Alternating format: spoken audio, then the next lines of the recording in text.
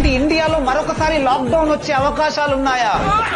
ఊహిస్తేనే భయంకరంగా ఉంది. ఫైనల్ గా కరోనా పోయింది అని ప్రపంచమంతా ఊపిరి పీల్చుకుంటుంటే 5 సంవత్సరాల తర్వాత చైనాలో మళ్ళీ ఒక వైరస్ పుట్టింది.